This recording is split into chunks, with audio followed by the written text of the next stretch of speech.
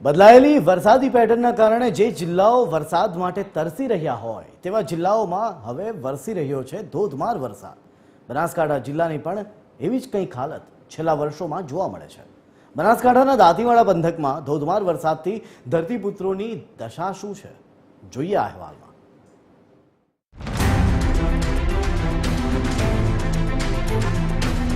બનાસકાંઠા જિલ્લામાં સારા વરસાદની આશાએ ધરતીપુત્રો મોંઘા બિયારણો લાવીને બે પાંદડે થવાની આશાએ હતા, પણ કુદરતને કંઈક જુદું જ મંજૂર હોય તેવી દશા જોવા મળી। બનાસકાંઠાના દાંતીવાડા પંથકમાં અનરાધાર વરસાદ થયો અને એક દિવસની અંદર 7 ઇંચ જેટલો વરસાદ ખાબકી જતા ધરતીપુત્રોના અરમાન પર પાણી ફરી વળ્યા છે। એક ધારો વરસાદ થતા ખેડૂતોના મગફળી સહિતના પાકને વ્યાપક પ્રમાણમાં નુકસાન થયું છે। વરસાદ રોકાઈ ગયા બાદ પણ ખેતરોમાં ઢીચણસમા સુધી પાણી ભરાઈ રહ્યા છે અને પાક બચાવવાની આશા નહિવત વચી છે। અમારી ટીમ ખેડૂતોની વ્યથા જાણવા દાંતીવાડાના ખેડા ભાખર ગામ પહોંચી તો ખેડૂતોનું દર્દ છલકાઈ ગયું। લાખો રૂપિયાનો ખર્ચ કરીને ખેડૂતોએ મોંઘા ભાવના બિયારણ અને ખાતર લાવીને મગફળીનું વાવેતર કર્યું હતું, પણ વરસાદે બધું જ તહેસ નહેસ કરી નાખ્યું।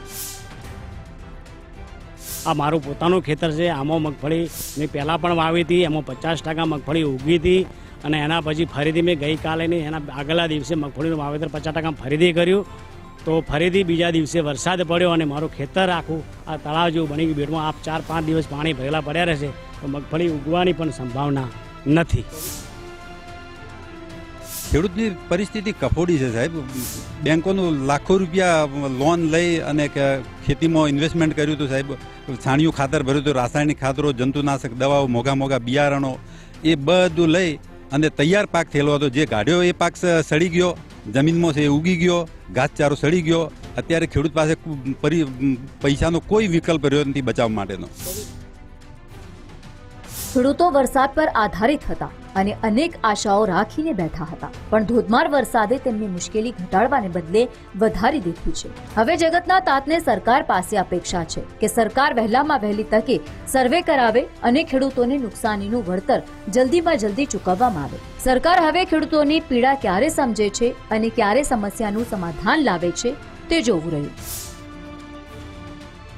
ગઈકાલે બનાસકાંઠા જિલ્લાના દાંતીવાડા તાલુકામાં ધોધમાર વરસાદ વરસ્યો હતો। જો કે બનાસકાંઠા જિલ્લાનો દાંતીવાડા હોય, પાલનપુર હોય, ડીસા હોય, ધાનેરા હોય સહિત પંથકમાં ધોધમાર વરસાદ વરસ્યો હતો। જો કે તે બાદ અત્યારે 24 કલાક વરસાદ થઈ ચૂક્યા છતાંય પણ ખેતરોમાં પાણી સુકાયા નથી।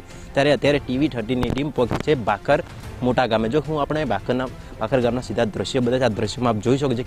ખેડૂતોના ખેતર છે અત્યારે પાણીમાં બેટમાં ફેરવાય છે અને ખેડૂતો જે પોતાનો પાક વાત એ પણ અત્યારે પાણીમાં ગરકાવ છે। એટલે આ આજુબાજુના જે વિસ્તારના ખેતર છે એ પણ આપ સીધા દ્રશ્યમાં જોઈ શકો છો। જે ખેડૂતોના પાક હતા તે અત્યારે પાણીમાં ગરકાવ છે અને હાલ તો ખેડૂતો સરકાર જોડે એક જ માંગ કરી છે કે આ જે પાકનું નુકસાન થયું છે તેનું સર્વે કરવામાં આવે અને ખેડૂતોને તેનું વળતર મળે તેવી હાલ તો ખેડૂતો એક જ માંગ કરી રહ્યા છે। વિક્રમ ઠાકોર, TV30 ગુજરાતી, બનાસકાંઠા।